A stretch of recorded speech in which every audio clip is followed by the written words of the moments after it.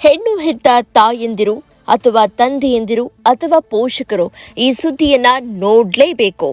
ಮಗಳನ್ನ ಮದುವೆ ಮಾಡ್ಲಿ ಕೊಡ್ಲಿಲ್ಲ ಅನ್ನೋ ಒಂದೇ ಒಂದು ಕಾರಣಕ್ಕೆ ಯುವತಿಯ ತಾಯಿಗೆ ಬೆಂಕಿ ಹಚ್ಚಿದ್ದಾನೆ ಇಲ್ಲೊಬ್ಬ ಪಾಪಿ.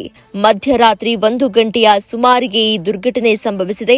ಬಸವೇಶ್ವರ ನಗರದ ಸಾಣೆಗುರುವನಹಳ್ಳಿಯಲ್ಲಿ ಈ ರೀತಿಯಾಗಿ ಮುತ್ತು ಎಂಬಾತ ಹುಚ್ಚಾಟವನ್ನ ಮೆರೆದಿದ್ದಾನೆ.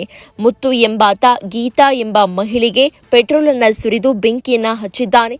ತಾಯಿ ಗೀತಾ ಮತ್ತು ಮಗಳ ಜೊತೆ ಇತ್ತೀಚೆಗೆ ಈ ಮುತ್ತು ಸ್ನೇಹವನ್ನ ಬೆಳೆಸಿದ್ದ. ತಾಯಿ ಪ್ರಾವಿಷನ್ ಸ್ಟೋರ್ ಇಟ್ಕೊಂಡು ಜೀವನ ಸಾಗಿಸ್ತಾ ಇದ್ರು. ಈ ಮುತ್ತು ಏನಿದ್ದಾನೆ, ಈತ ಟೀ ಸ್ಟಾಲ್ ಇಟ್ಕೊಂಡಿದ್ದ. ಇವರಿಬ್ಬರಿಗೂ ಕೂಡ ಪರಿಚಯ ಆಗತ್ತೆ.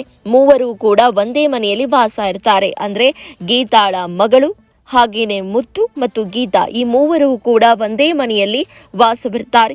ಬಳಿಕ 19 ವರ್ಷದ ಮಗಳನ್ನ ಅಂದ್ರೆ ಗೀತಾ ಮಗಳನ್ನ ಮದುವೆ ಮಾಡಿಕೊಡುವಂತ ಹೇಳಿ ಈ ಮುತ್ತು ಪೀಡಿಸ್ತಾನೆ. ಆದ್ರೆ ಯುವತಿ ತಾಯಿಯಾದಂತಹ ಗೀತಾ ಇದಕ್ಕೆ ಒಪ್ಪೋದಿಲ್ಲ. ಆದ್ದರಿಂದ ಬಲವಂತ ಮಾಡ್ತಾ ಇದ್ದ.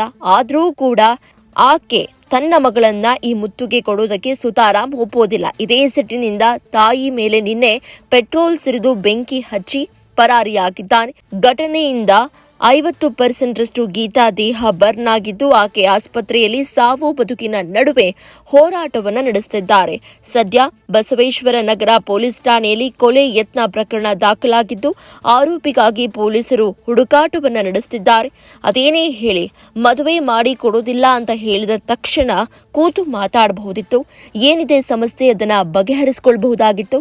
ಅದನ್ನ ಬಿಟ್ಟು ಈ ರೀತಿಯಾಗಿ ಗೂಂಡಾ ರೀತಿಯ ವರ್ತನೆ ತೋರಿದ್ದು ಏಕಾಏಕಿಯಾಗಿ ಮಧ್ಯರಾತ್ರಿ ಮನೆಗೆ ನುಗ್ಗಿ ಆಕೆಯ ಮೇಲೆ ಪೆಟ್ರೋಲ್ ಸುರಿದು ಬೆಂಕಿ ಹಚ್ಚಿದ್ದು ನಿಜಕ್ಕೂ ಕೂಡ ಅಕ್ಷಮ್ಯ ಅಪರಾಧ.